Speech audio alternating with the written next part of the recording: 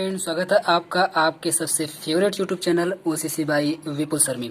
दोस्तों, आज हम लोग पढ़ेंगे बीएससी सेकेंड ईयर के फिजिक्स के सेकंड पेपर की, जिसका नाम है इलेक्ट्रोमैग्नेटिक्स के सेकंड पार्ट में। देखिए कितना बढ़िया है ना, सब कुछ सेकंड सेकंड चल रहा है। बिल्कुल सेकंड पार्ट भी आपका बन रहा है, सेकंड ईयर में आप लोग है भी, और हम लोग सेकंड पेपर भी पढ़ रहे हैं, और भी फिजिक्स का।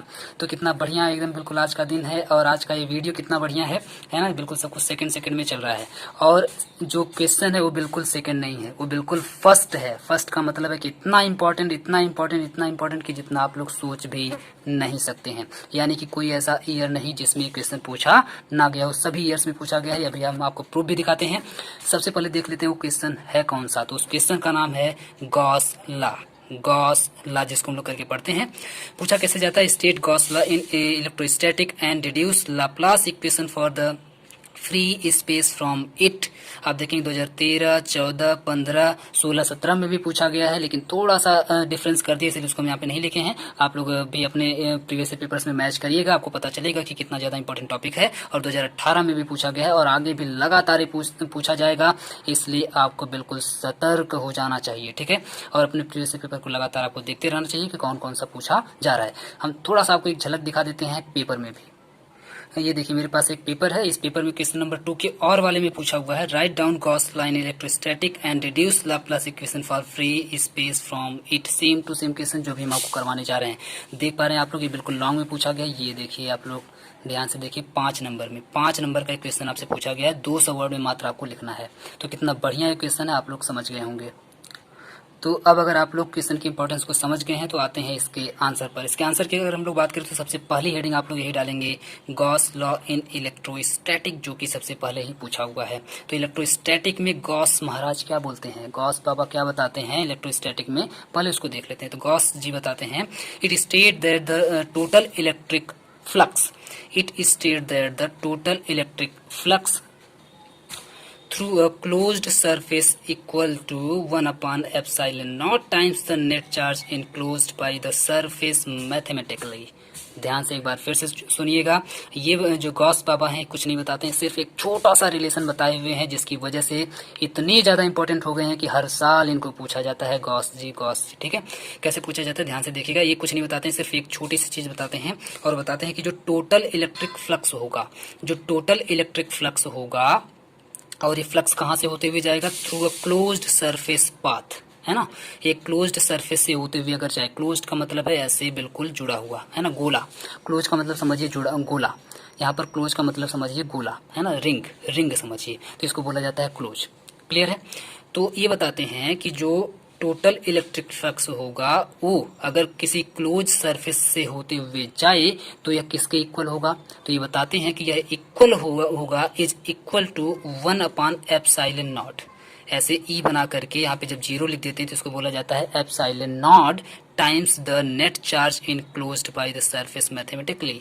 यानी कि किसके 1 अपॉन एप्सिलॉन नॉट, तो नेट चार्ज के, यानी कि नेट चार्ज में आपको मल्टीप्लाई कर देना है 1 अपॉन एप्सिलॉन का, तो ये निकल करके आ जाएगा। ये किसके इक्वल हो जाएगा, तो टोटल इलेक्ट्रिक फ्लक्स के इक्वल हो जाएगा। बस इतनी छोटी सी बात बताते हैं गॉस बाबा, ठीक है।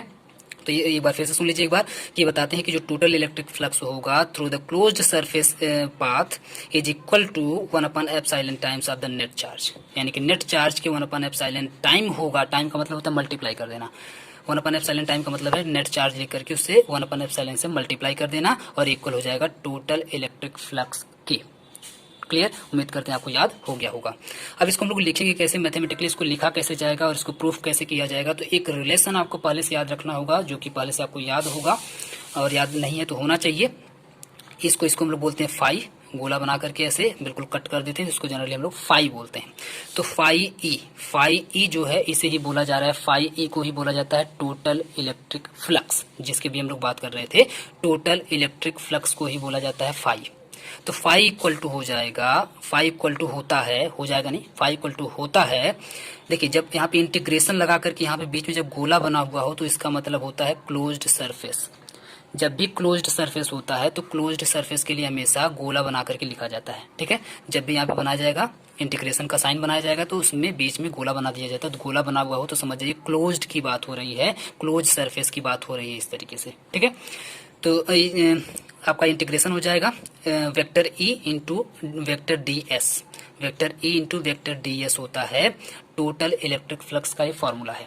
तो total electric flux equal to होता है इंटीग्रेशन लगा करके, क्लोज में इंटीग्रेशन लगा करके vector E into vector d S. ठीक है, vector E into vector d S होता है। अब इसी को अगर हम लोग थोड़ा सा मॉडिफाई करें तो वेक्टर डी एस को हम लोग लिख सकते हैं, वेक्टर डी एस को जब हम लोग वेक्टर को हटाएंगे, तो इसको लिख सकते हैं एन कैप, एन के ऊपर कैप लगा करके इंटू डी एस। तो डी एस इक्वल टू होता है, vector d s equal to होता है n cap d s. N cap d s यहाँ पे आप लोग चाहें तो लिख भी सकते हैं कि वेक्टर डी एस जब लगा हुआ हो तो इसको आप लोग लिख सकते हैं एन कैप में डी एस। इस तरीके से करके इसको लिख सकते हैं। बाकी सब कुछ बिल्कुल सेम रहेगा। ठीक है, इसके बाद आपको बिल्कुल सीधे सीधे रट लेना है, याद कर लेना है कि ये जो पूरा मैटर होता है, ये पूरा मैटर इक्वल हो जाता है क्यू अपॉन एप्सिलॉन नॉट के। Q upon epsilon not, not का मतलब होता है जीरो। ठीक है, एप्सिलॉन के आगे लगा के जीरो लिखा हुआ हो तो इसको बोलते हैं एप्सिलॉन नॉट या नो डी। नॉट, नॉट का मतलब होता है जीरो। तो क्यू अपॉन एप्सिलॉन नॉट हो जाएगा और यही हो जाता है आपका फॉर्मूला। और यही फॉर्मूला बताते हैं गॉस बाबा। वो बताते हैं कि ये जो टोटल इलेक्ट्रिक फ्लक्स होगा ये इक्वल होता है 1 अपॉन एप्सिलॉन। देखिए यहाँ पे जो लिखा है ना, इसको आप लोग ऐसे भी लिख सकते हैं क्यू इंटू में 1 अपॉन एप्सिलॉन नॉट। तो ये बताते हैं कि 1 upon epsilon not time, time का मतलब यहाँ पे मल्टीप्लाई, टाइम का मतलब multiply two the net charge. तो नेट चार्ज को हम लोग क्यू से डिनोट करते हैं, नेट चार्ज को हम लोग क्यू से डिनोट करते हैं। तो सेम वही बात आपके ऊपर का इसमें जब मल्टीप्लाई कर देंगे तो 1 है तो ये आपका क्यू हो जाएगा, अपॉन में एप्सिलॉन हो जाएगा। सेम वही बात यहाँ पे लिखी गई है और इसी की डिफिनेशन बना करके लिख देते हैं हम लोग गॉस थ्योरम में। जब भी गॉस के लिए पूछा जाता है इलेक्ट्रोस्टैटिक थ्योरम क्या है तो इसमें इसी बात को लिख दिया जाता है, इसी फॉर्मूले को लिख दिया जाता है। तो ये फॉर्मूला आपको बिल्कुल याद होना चाहिए। ठीक है, उम्मीद करते हैं आपको समझ में आ गया होगा। अब आते हैं लाप्लास पे।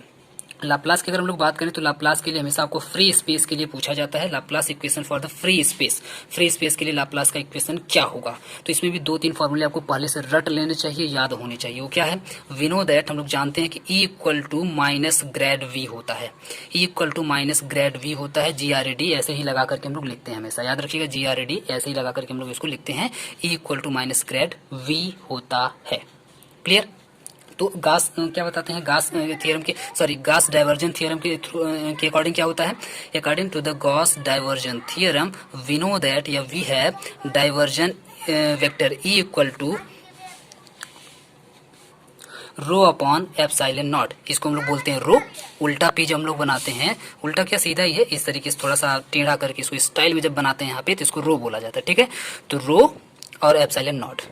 तो गॉस डाइवर्जन थ्योरम बताता है आपको, ये भी आपको रट लेना होगा, याद कर लेना होगा। ये वाला रिलेशन भी आपको याद कर लेना है। A equal to minus grad V होता है। इसके साथ साथ गॉस डाइवर्जन थ्योरम के अकॉर्डिंग होता है डाइवर्जन DIV लिखते हैं vector E equal to rho upon में एप्सिलॉन नॉट। यहाँ पे रो होता है, याद रखिएगा, क्यू नहीं होता है। ठीक है, तो रो अपॉन में एप्सिलॉन नॉट। बस अब कुछ नहीं करना है। आप देख पा रहे होंगे कि यहाँ पर है आपका डाइवर्जन E। तो E की वैल्यू उठा करके आपको दे दी गई है। यहाँ पे E equal to grad V दे दिया गया है, E इक्वल टू माइनस में ग्रेड V दे दिया गया है आपको। तो इसी पूरी वैल्यू को उठा करके इसकी जगह पे पुट कर देना है। और जब आप पुट करेंगे देखिए DIV वैसे ही लिखा हुआ है डाइवर्जन, और वेक्टर E की जगह पे आपको पुट कर दिया गया है minus grad V equal to में आप देखेंगे यहाँ पे रो है, रो अपॉन एप्सिलॉन बिल्कुल सेम टू सेम उतार लिया गया है। अब आगे आते हैं, आगे कौन सी कहानी करनी है, आगे कुछ नहीं करना है। देखिए divergence minus grad V equal to में रो अपॉन एप्सिलॉन हो गया है। अब डाइवर्जन और यहाँ पे जो माइनस आपका है इसको ट्रांसफर कर देंगे इस तरफ, है ना, माइनस को ट्रांसफर कर देंगे इस तरफ, क्योंकि जब इसमें आप माइनस से मल्टीप्लाई करेंगे तो ये आपका प्लस हो जाता है और ये आपका माइनस हो जाएगा, इसमें मल्टीप्लाई होगा तो। या फिर सीधे सीधे समझिए कि ये वाला जो माइनस है चला जाएगा इस तरफ।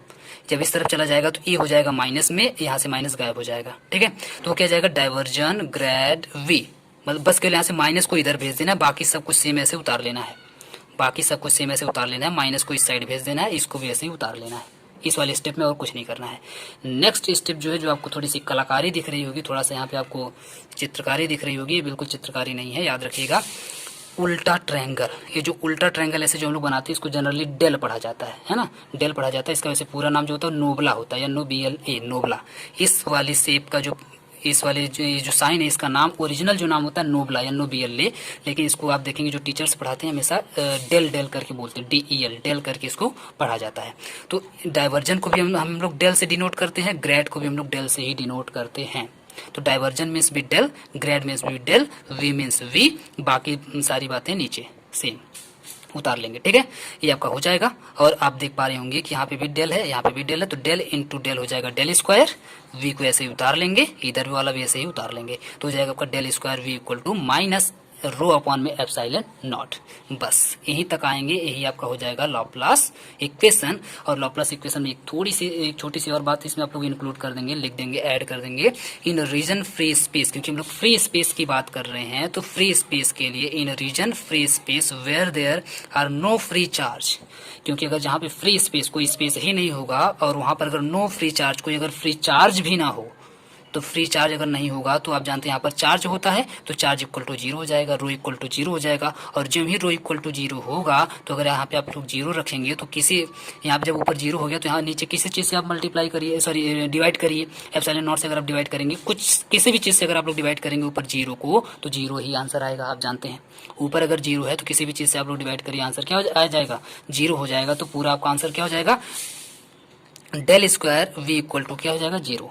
तो del square V equal to zero, del square V equal to zero हो जाएगा। कब, जब हम लोग बात करेंगे फ्री स्पेस की, और फ्री स्पेस में जब नो फ्री चार्ज, कोई भी फ्री चार्ज नहीं होगा, तो rho equal to zero, then the above equation takes place, del square V equal to zero. बस यही आपका, this equation is known as Laplace equation, इसी इक्वेशन को बोला जाता है लाप्लास इक्वेशन। तो उम्मीद करते हैं बहुत ही आसान सा, एक थोड़ा सा वैसे मैथमेटिकल था, यानी कि थोड़ा सा आपको दिमाग लगाने की जरूरत थी, इसमें थोड़ा इक्वेशन वगैरह था, लेकिन कोई बात नहीं, मुझे उम्मीद है कि आप लोगों को बहुत बेहतर तरीके से समझ में आया होगा, मजा आया होगा पढ़ करके। अगर बिल्कुल समझ में आया तो फटाफट एक प्यारा सा कमेंट कर दीजिए, और आपके जितने भी दोस्त हैं, जितने भी क्लासमेट्स हैं, धुआंधार शेयर करिए, बिल्कुल धुआंधार, इतना शेयर करिए कि बिल्कुल ऑल ओवर द इंडिया, है ना, पूरी इंडिया में पहुंच जाना चाहिए। इससे मेरा फायदा नहीं होगा, इससे आपका फायदा होगा। आप बता दीजिए पूरी दुनिया को कि आप यहाँ से पढ़ रहे हैं, ठीक है, तो ताकि सभी लोग आएँ, सभी लोग आपसे इंस्पायर हों, आएँ और यहाँ पर फ्री में बिल्कुल पढ़ाई का लाभ उठाएं। पूरा वीडियो देखने के लिए बहुत बहुत धन्यवाद।